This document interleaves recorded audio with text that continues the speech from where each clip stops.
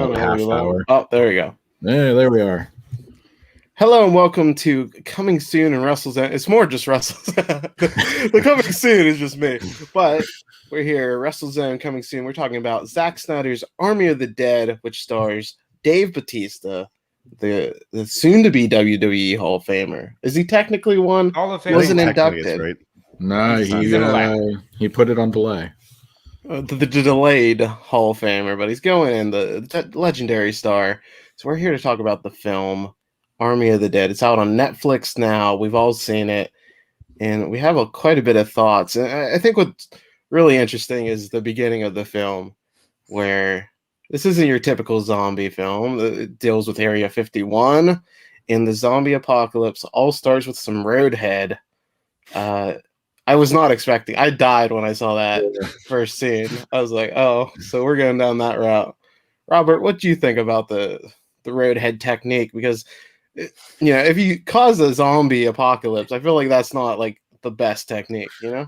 I think this was more about explaining, you know, the pleasures in life and the absolute uncertainty of life, where you might run into zombies, you might get married in Vegas and get some roadhead. You just never know.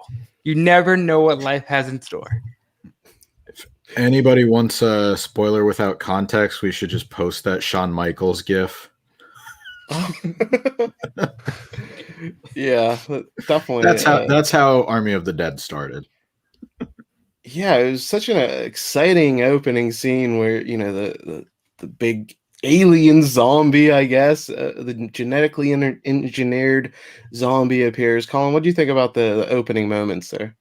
I liked it. Like, you know, it was a nice way to like shake it up, where it's not a normal zombie film, and it's like there's some automatic intrigue with like, all right, the military is doing stuff they shouldn't be doing, and that was kind of the big hook there. And we could talk about it more, but like that's something I kind of wanted a little more follow up on, because that's something that never really got like. I don't know. I was left wanting a little more from that aspect of it, because like when you have a zombie movie like this, I always like look at some of those, you know, plot driven things rather than just like the zombie fighting and stuff like that. And there's a lot of that too. But like for me, that's how, you know, you can kind of go from a normal zombie movie to like something better or something different. And you know, I liked parts of what they did. I like how they at least established that right away in the opening. You can tell me that after the year we've had, you need an explanation as to governments and medical conditions? I think we're good on that front. That's a good point, Robert. And you can tell I'm a fan of cold opens because I totally forgot to introduce everybody. I'm Tyler Treese, the managing editor here, Coming Soon. I'm joined by, up top, Colin Tessier, the senior editor of WrestleZone. Did I say your last name right? Yeah. Surprisingly, yes. Now you ask? Most people don't, so I appreciate you. I'm very prepared. So, Bill Pritchard, the man, the myth. No T. No, I have a T. No, he has. You do have a T. Oh, damn it! I still can't get your name right. Bill Pritchard, managing editor, WrestleZone. Why aren't the names coming up on the screen? We don't need names where we're going. Whatever. And then Robert DeFelice. Listen, you tried. I'll allow it.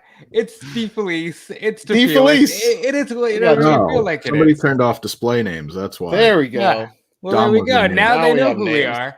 Listen, I'm not an editor anywhere, but if you find pro wrestling journalism on the internet, I'm probably there. So I'm excited for this journey, and let's get into it. Yeah. So we have that awesome opening, and then we get this great montage, very musical, and there's so many action scenes. When I spoke with Zack Snyder, I basically told him that like some of those action scenes in the opening montage would have been like the big set piece in most films. Like they would have built up to that. That would have been the defining shot. They're so over the top. We see the whole zombie like apocalypse in Vegas because the film takes, you know, what sets it aside is that so much of the film takes place after the initial outbreak. Like it's already been contained by the point we see the film. So like all that chaos of like people getting eaten by zombies and getting attacked, that's all in this beginning segment. And it's very fun with, you know, you see Elvis impersonators. So you get a good vibe of Vegas here. Bill, I feel like you've been to Vegas quite a few times. You seem like I've been there once. Just once. Yeah, it was for Double or Nothing. The first one, I went out for the weekend, and I didn't do a lot of the typical Vegas stuff. Like, I went to a minor league baseball game. I went to the Hoover Dam. I happened to see some wrestling while I was there. Oh yeah, everybody does in Vegas. Yeah, baseball. I hit the strip. I went out with Nick Houseman and Ross Berman. There you go. People watched. I thought it was cool that you could buy alcohol in a CVS with 250 people. So I don't know.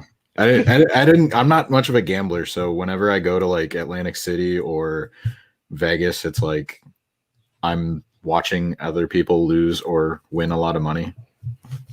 But I thought this was a very accurate representation of that, and I didn't realize it until the end. But this was what Bautista was filming in Atlantic City at the Showboat when Bloodsport was there. So I was down there for that, and like half of the casino was tarped off and like sectioned off. So it's kind of cool to see what I knew about back then, and it translated really well on the film, on the screen.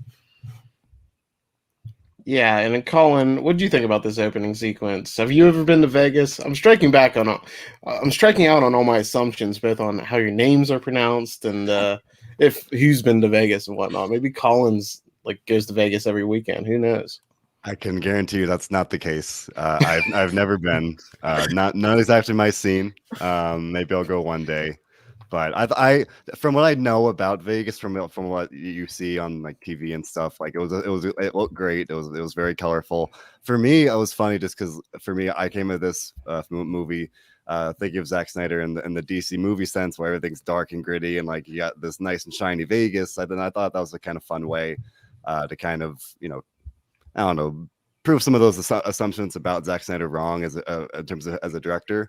And this was a fun way, like you said, we kind of skipped over the outbreak and the usual stuff you would see in a zombie movie, and like we kind of moved to like the post-apocalyptic sense, where it's like this is what happens after. So I like that. This is very fun. I liked how it was packed into this opening sequence, and it was fun way they had like the Viva Las Vegas song going in the background. Like it was a really fun opening, combined with the opening way we were just talking about with the Roadhead. But I thought it was a great way to start the film overall. Yeah, this isn't dark quite like the DC movies, but there's some good dark comedy. I like putting off a nuclear bomb during like the 4th of July, like just that idea of like patriotic. Like, I can see that happening. The dude that caused the accident should have yelled Martha. Yes, I made many Martha jokes while watching this film. I like the intro a lot. I thought Bautista looked like he owns a bodega, and I felt like I could relate to this version of Dave Bautista, who I was upset, and I'll spoil this right now, does not Bautista bomb a single zombie in this film. No, but he hit like a couple of moves. There was the one with the dude where I thought he was gonna hit a spine buster, but he like slammed the guy's head off of the top of the door frame. And then he like Beal throwed another guy, and we do get the typical wrestler stuff, and I enjoyed that. But this opening was everything you could want. It's violence straight out the jump. And that's really what you're coming to a zombie movie for. You're not here for the plot. You're here to see some zombies die again. Which is interesting because I'm sure we'll get more into it, but like leading up to it, and he talked to Tyler, he did like the interview with it. He was like, yeah, what really drew me to the movie was the story, and he could relate to it, like the personal relationship. And I'm like, yeah, that's really cool. And I understand it, but it's kind of like, you're not going to a zombie movie for that. And then I like those scenes, but at the same time, like the way that it was cut together, it was like, oh, the zombies attacked, and then he's having this emotional moment, and then like Garrett Dillahunt, is that his name? The dude from Fear the Walking Dead. Sure, let's go. I don't know. He looked like a agent. Yeah, Dillahunt. Yeah, security guard. Yeah, like, and then it was like switching to him doing nefarious things, and it was just like it would have worked a lot better if there was more balance, but it seemed like even at 2.5 hours running time, there was too much juggling going on. Yeah, like we don't even get like to the actual heist about like 40 minutes into the film when they start talking about that. And Batista, they do. There's quite the cast here, obviously, Batista plays Scott, the main character, and then he has his estranged daughter. We get Amari Hardwick's there as Vanderhill, as total badass killing machine, and then we have Matthias. I'm not even gonna try to pronounce his last name. Is Dieter, the German safecracker. Schwighofer. Yeah, there we go. Look at that. Let's go with it. Yeah, and we have. Did you get okay? So here's something I found out after I watched the film, but like Tig Notaro's character, she was like she wasn't in the filming. She was all done like the entire thing was altered, green screen. Yeah, I saw that. That's crazy. They altered her all in. I did not even notice the whole time I watched. So like I rewatched the film this morning, and I was just so impressed that like she was never actually in the room with these people, and like it was all just because like the original actor got was embroiled in a scandal, so they recast. But like you would never notice. I would have never known. Like Zack Snyder said like it's gonna cost a couple of $1 million to fix, and I understand why they did it. He said it was an easy decision, but it's like if they can make it look that good and unnoticeable for a movie like this, like why don't they put that much effort into like look at stuff like that isn't just a straight recast, but like CGI effects, and like that's not cheap trying to put her in scenes that are already shot. Like you're gonna know certain stuff, but I just thought that was so well done, and it makes you think like she would have been a better person in that role anyways. Like not to knock Dave Bautista, like he's the leading guy, but it really never feels like it's his movie with just some basic supporting people for fodder. Like it really feels like a true ensemble cast. Yeah, who are your favorite members, Bill? Who's shined out of the whole heist crew? The guy that opens the safe, the German dude, and probably the pilot. Was it Stevens? Yeah. They were both great. Colin, who stood out for you? I really loved. Before I get to you, I want to talk. I liked Vanderhill a lot, and not Stevens, Peters, and Dieter. And then I thought Dave's character had a lot of depth by the end, which was really nice, which I really enjoyed. And his relationship with his daughter, and we'll talk about more about that soon. But like, there was a lot of hard hitting scenes that I didn't really expect, because you see the trailers, it's so colorful. It seemed like a real fun movie, and it is fun. There's a lot of high flying action, but like there's more heart to this film than I would have expected, and that was a real surprise. But like Dieter, and that was a real highlight too. He's just so funny in every scene he's in. But Colin, who were your favorites? I'll definitely say the same about Dieter. I thought he was very funny. I liked Van. I thought he was a nice kind of balance of like tough guy and funny. Like you said, Batista's character had a lot of depth as well, and I really like that. Like you said, yeah, like you expect this zombie movie, a lot of violence, and like kind of you don't expect to have this, storytelling and these emotional scenes, and this movie really did deliver that. And like I said, plenty of like zombie killing and all that stuff anyway, but that was kind of balanced out by Bautista and his daughter and all these things. So I definitely like that. And I do want to point out, for me, one of the, like, not part of the heist crew, but Theo Rossi's character, like the corrupt guard or whatever, I thought he was like one of the like a really like probably the best antagonist they could have. I really liked Rossi and Luke Cage, so I kind of went into that, kind of knowing him from that. But I thought he played that role very well, and it's cool having him pop up again at the end, and like having that investment in one of the zombies like as a actual bad guy. I thought that was pretty cool. Yeah, his comeback at the end was really great, just to see him and see the damage that he winds up causing, and kind of getting his revenge after being betrayed.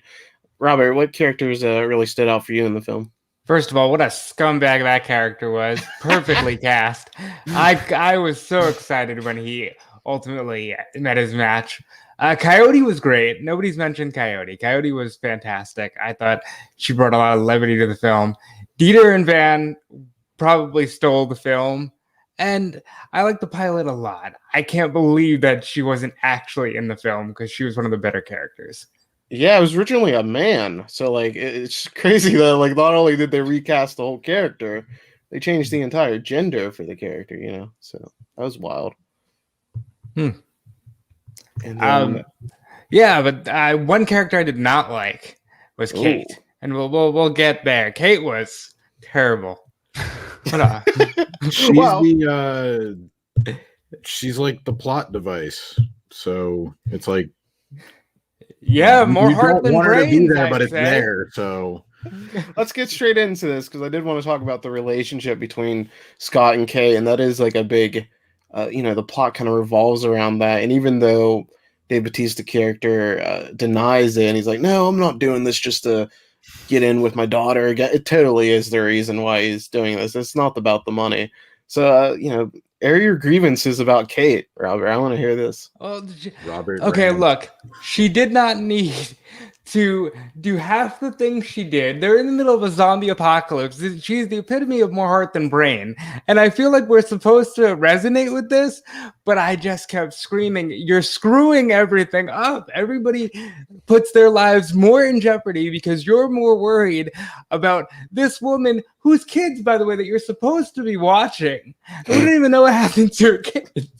But like, I don't think they made it out, brother. I think they got nuked. well, that's what I'm saying. Like, if the kids get nuked anyway, why are you doing this?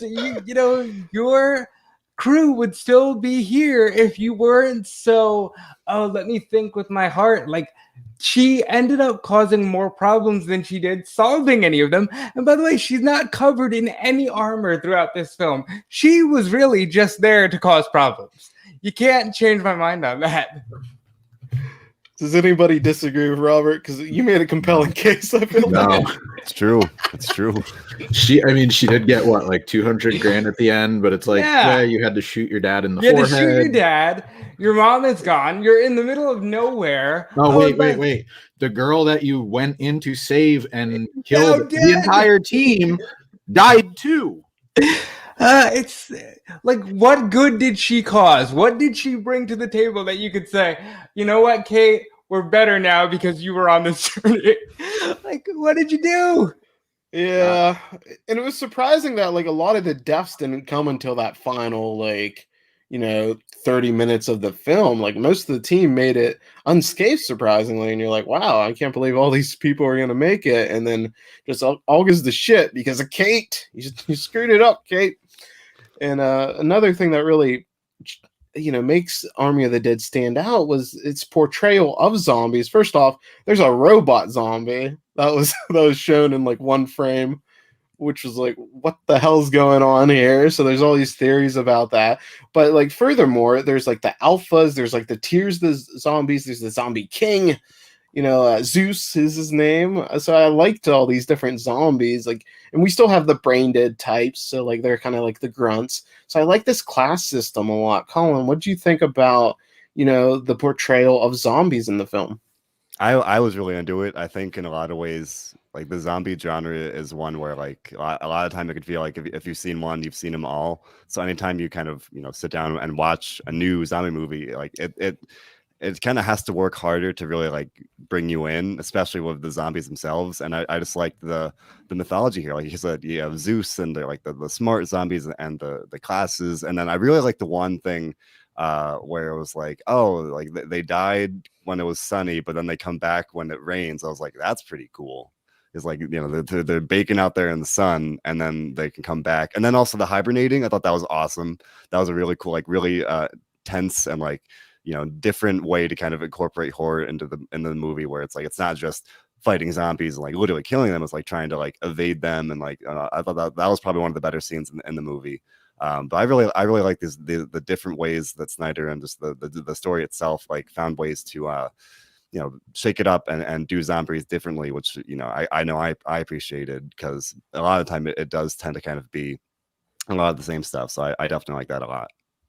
Bill, same question, but I also want to ask: did you notice the robot zombie? Because I totally missed it. I only found out from reading online.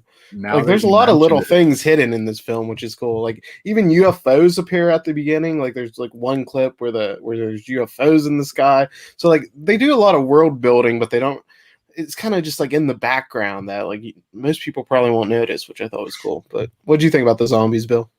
I liked it. Like, I don't know if you guys watch Walking Dead or any kind of stuff that has come out in the past like decade or so, but I'm drawn to the more unique approaches to zombies. Like, I like 28 Days Later. I like Dawn of the Dead because it was just, even though it was a remake, it was so much different than what we were used to. I really liked all of the things that Colin already pointed out, about the class system, about how they adapt to their environment with, the sun and hibernating and stuff. But what did I miss? No, I'm sorry. I looked at our comments on Facebook and somebody just said Adnan Verk. It just cracked me up. Speaking of the undead, we're filming live right now, so rest in peace to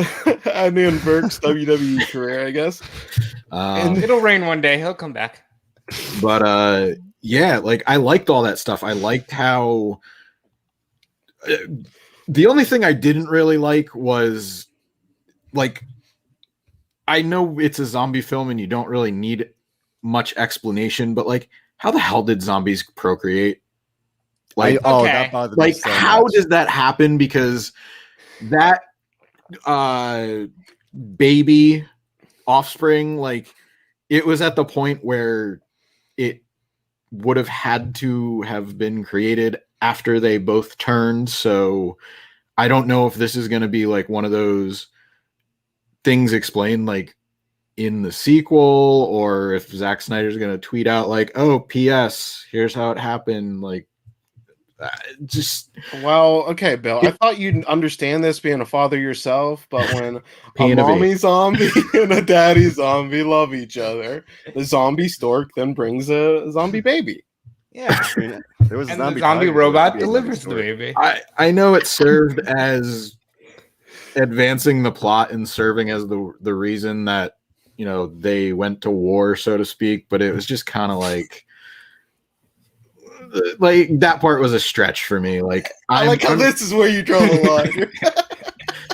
Like, I'm suspending disbelief for everything that's going on. I watch professional wrestling every week. I let the Undertaker having superpowers go, but I draw the line at zombies making babies. I think clearly the lesson here is that family is the problem. Look at the issues here. First of all, we don't know if this lady had died pregnant, if she was turned pregnant, what happened here. But there was a zombie baby that is still alive, by the way. It was ripped out of the womb. But didn't they say that it was the conflict or whatever had been going on for years at that point, or months? I felt like that. I felt like there was some kind of time. Like, maybe not explicitly, but they showed time passing because of the state of the city and how they built the wall. And yeah, it's interesting. Like, there's a whole zombie, and like it kind of gets into like a moral question. Like, the zombies have their own whole like community going on. It's not like with the different class system, everything. It's not like they're brain dead. Like, they have their whole thing going on there, and they do that sacrifice at the beginning, and then they kind of just leave them alone. The alphas do, until the bride kind of gets killed. Well, her head chopped off. She's still kind of moving around, but yeah. So it's a question like, oh, is it really moral to kill zombies? And I'd say, yeah. They're zombies. Which they tried for a second. I think they had the former head of the DNC.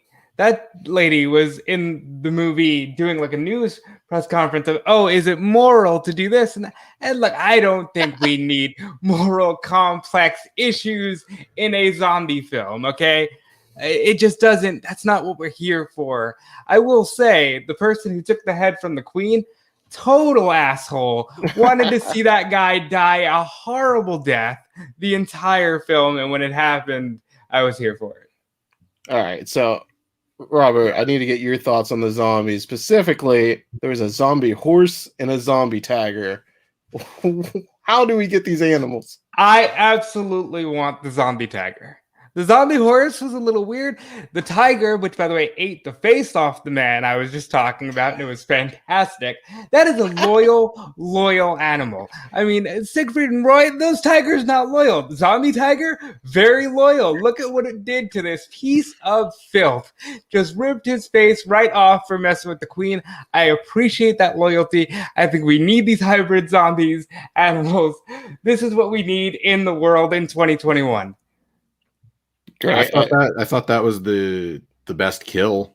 Yeah. I mean, he just threw him around like a rag doll, and it was like you could feel the power of like the tiger throwing him against like the column, and like I love that, especially because he just came off of Fear the Walking Dead. I keep bringing it up. Yes, I watched the show, but he got killed off on the show, and I thought it was kind of funny how he was like, I'm moving on to something different. And then his first project that he releases after he gets killed off is this. And he was a great character on the show, but it was such a role reversal because he was like a good, like a sheriff in Texas. And now he's, like the not so obvious bad guy. Yeah, that's great. I thought realistically, why wasn't he killed immediately? They all knew that this guy is a piece of shit.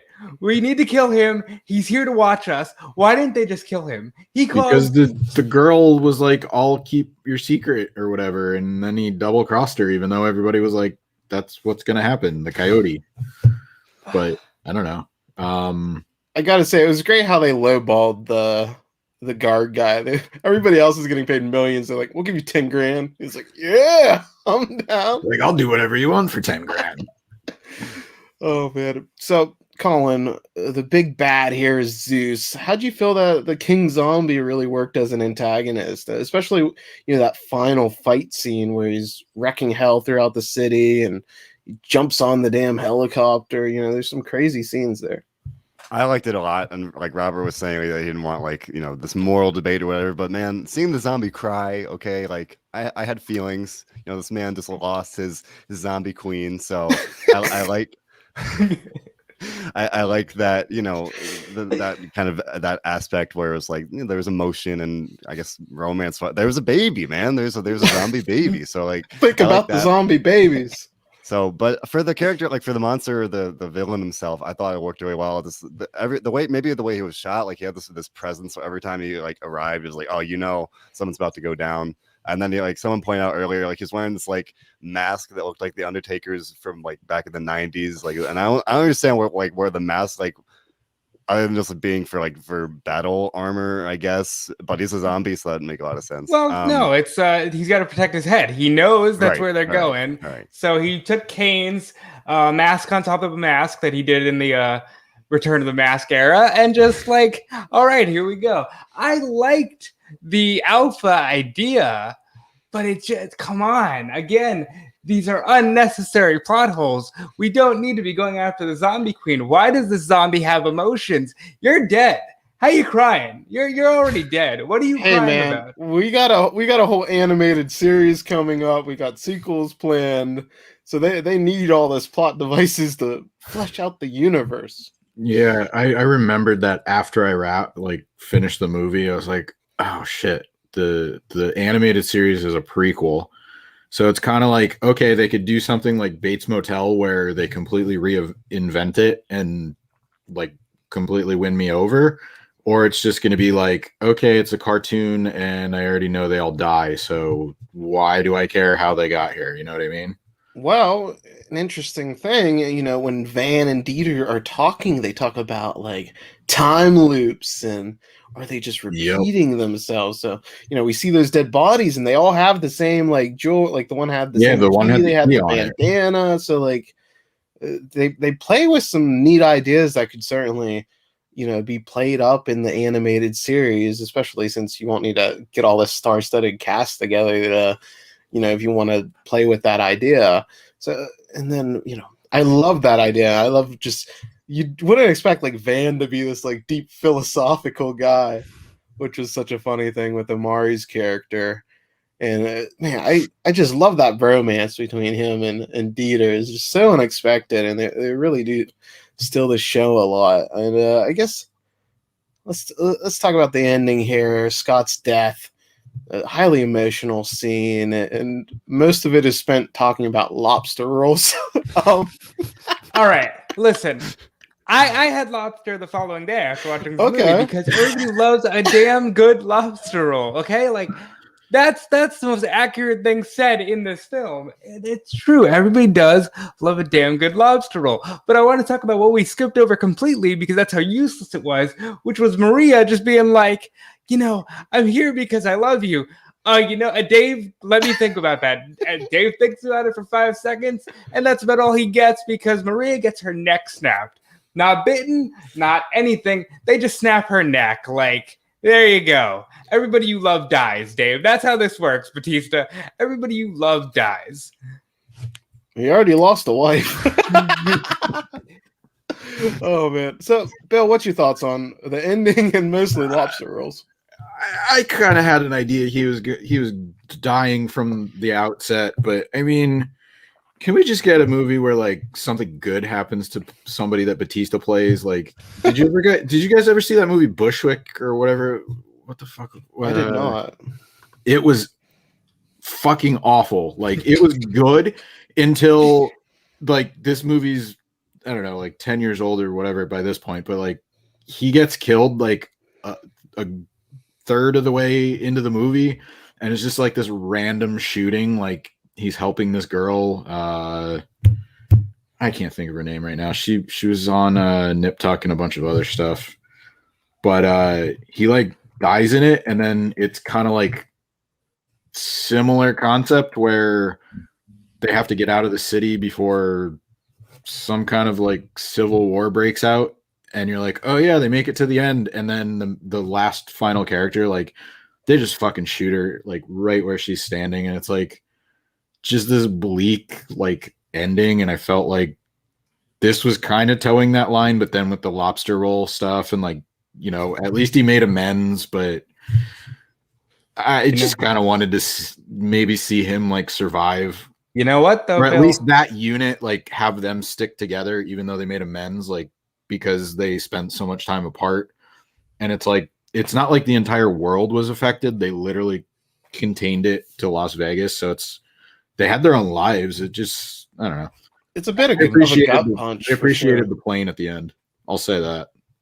So, Colin, what do you think about Scott eating the bullet here? His daughter kills him. Another downer for Kate.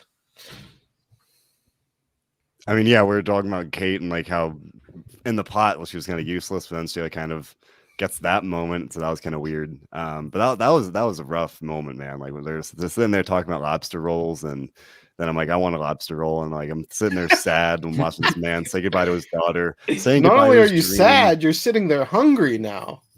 Yeah, man. And then I sat there like, this man saying goodbye to his dream of opening a lobster roll place or an artisan grilled cheese place. And I'm like, that's tragic. Where the world is losing this potential great chef, and this woman is losing her father, and this is tragic. And then we get the plane scene, and I'm like, do we know if there's going to be a sequel? Because like that pretty clearly set up like this Van's going to Mexico, and he's going to infect everybody there. So I don't know. I feel like they have to at this point. Yeah, I agree. He's definitely supposed to start a franchise, so it seems like they'll be going in that direction. I did want to talk about that, the Van ending. It seems like we're finally going to get something happy there. He makes it out alive. Everybody he knows is like dead, but he made it. He buys a whole private jet. It's like he's living his best life on this private plane. He's going to have himself a vacation. And then he's like, oh, fuck, I'm bit. And that's how the film ends. It's like some good dark comedy there. Like I like the twist there, because it's like after you see Scott die, you just know you're not going to get a happy ending. And even though Kate survives, I still don't think it's like a very happy ending. Like Robert said, the happy ending would have been if Kate died. No, I'm just... Yeah, look, the reality is that Scott would have been alive had he not had to go back in for Kate, who went back in for Gita, who died anyway. They're all dead. You see, Kate, if you'd just stuck to the plan, your dad'd still be alive and you'd be opening an artisan grilled cheese / lobster roll place. I like that Van survived as long as he did, and just long enough to have a beautiful toast to the twists of fate, and then it's, oh, joke's on me, I'm also bit. Now, I do wonder how he survived so long, because nobody else survived that long being infected, but hey, he made it out, and now as soon as he lands, if he lands, he's a zombie and people are in trouble. Yeah, so very interesting twist there. Bill, like, do you want to see him as maybe like the alpha of Mexico, maybe? Yeah, I think it leaves a lot open to interpretation. Like, they kind of just were like implying that everybody on the plane is going to be infected, or like, you know, the smart thing would be to have him, you know, have them shoot him or shoot himself before anything happens. But of course that never happens. The right thing never happens. So I feel like, you know, they're going to have this like little part of Mexico, like pretty much set up like Vegas was this time. So, as long as it's not too much of a retread, I'm totally open for a sequel to see where they can go with it. I think it's kind of funny that they always, like, it seems like they always pick Mexico as like the place to get away, or, you know, like, oh, it's going to be different in Mexico. Well, that's what Ted Cruz thought too, when all the power was out. why wouldn't he fly to like Canada? Like, I feel like that could be fun. Like, go the other way. Nice zombies. That's the twist that you need. Zombies with nice zombies Canadian with free zombies. healthcare. That's I like the that. twist you need. I like that a lot. So, since we have so many great people from WrestleZone here, I do want to talk a bit about Dave Bautista's performance here. Colin, were you impressed by it? Do you think he, you know, like we said, this is definitely an ensemble film. Do you feel like he's solidified himself as being capable as a proper leading man now? I think so. I mean, my like main knowledge of him as an actor, his big role for me is obviously Drax in Guardians of the Galaxy. So, and that was a very different role, very like comedic and like very different than this. This was, you know, depth and emotion, and he's got this relationship with his daughter, and he's playing this man that's like lost everything, that had to kill his wife and everything.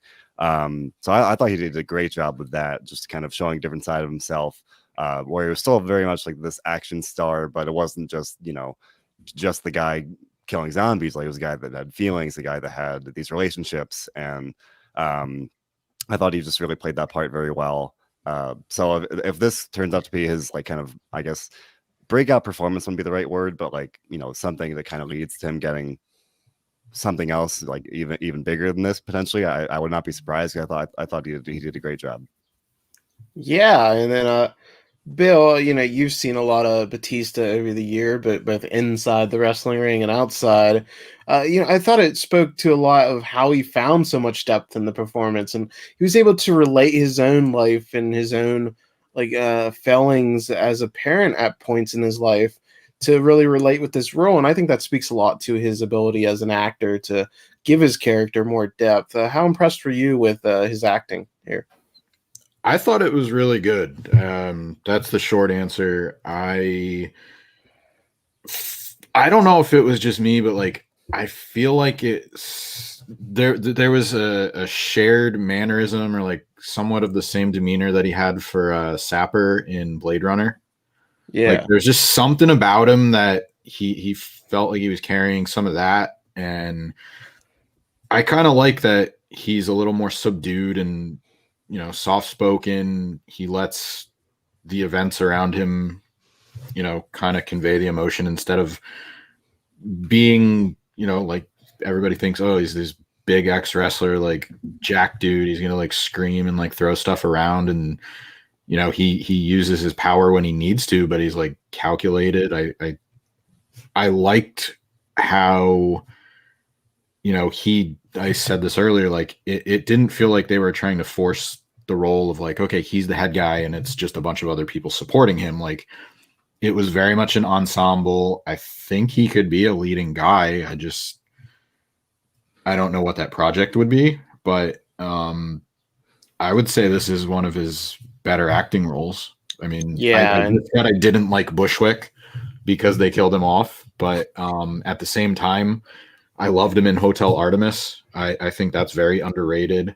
I liked him in Spectre, even though he was in it briefly. yeah, and his next role's going to be another ensemble. He just joined Knives Out 2, so that'll be interesting to see how he does there as well. Robert, what do you think about big old Dave's performance here? And are you sad we didn't see Bautista at any point? Okay, well, yes, I am sad we didn't see Bautista. I'm sad we didn't see a lot of things. The man does a Gatling gun for his entrance, and yet he can't bust that out to kill some zombies. Dave really could have dug into the bag of tricks and taken care of everything he needed to here. But Dave is great, kind of like wrestling. Dave joined too late to really be able to enjoy a top career for long, because I think Dave is a great actor, and I think he had a smoother transition than The Rock, because people forget Rock's best actor in the world now, but he struggled for a long time just floundering doing random projects. Dave is great. Dave has a niche, and this would be a thumbs up film if it wasn't for the gigantic plot holes, none of which have to do with Dave's acting. Dave is fantastic. He should keep it up. What are you saying, Robert? Are you trying to diss the Tooth Fairy starring Dwayne Johnson? I'm dissing the game plan. I'm dissing the Tooth Fairy. Race to Witch Mountain is only good for a meme. Rock struggled for a long time. The disrespect to the Tooth Fairy. We will not have that. Larry the Cable Guy took it over, so you know.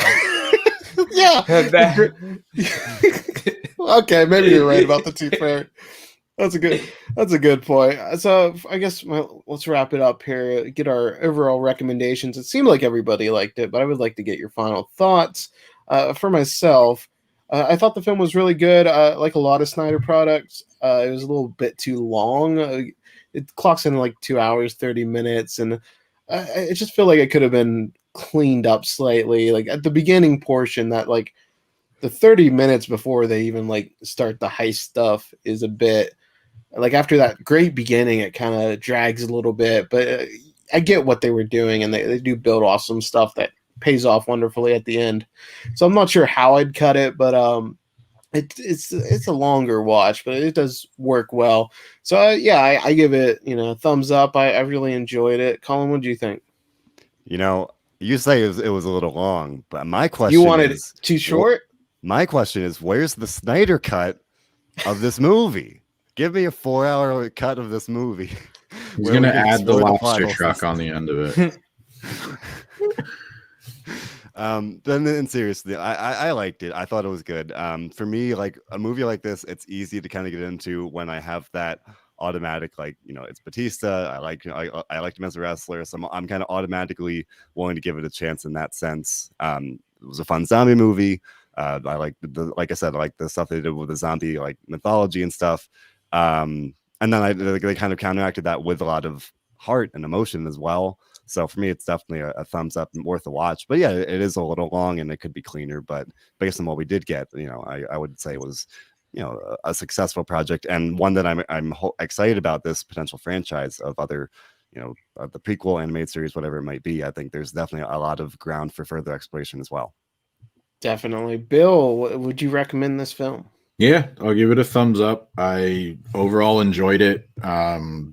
If you just want to sit down and watch like some cool kills and not pay attention to the plot, it's fun. That's why you watch a zombie movie. Like we picked it apart a little bit, but on the surface, it's a fun movie. Yeah, thumbs up, man. I would recommend watching it, and I look forward to seeing what they do with the sequel. See, I want to hone in on what Tyler said real quick. He said he wants to clean it up. I don't think Bautista would look good with some CGI mustache rendering out.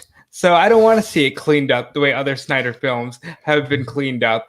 Thumbs up on the Snyder cut of Justice League. This film, I think Bill said it best. If you ignore the plot and you just watch these action and the kills, it's thumbs up. For me, I spent about half this movie screaming at them to kill the government guy from The Walking Dead, and I spent the other half wondering why Kate was doing what she was doing. So if you pay attention to the plot, I say thumbs down. As just a zombie film, I say thumbs up. Yeah, so we all gave it thumbs up here. It's a good film, Army of the Dead. Check it out on Netflix. Thanks to all of you great guys. WrestleZone.com. Check it out. ComingSoon.net. And it's all right. And I'm from everywhere. Apparently. I did laugh at your tag.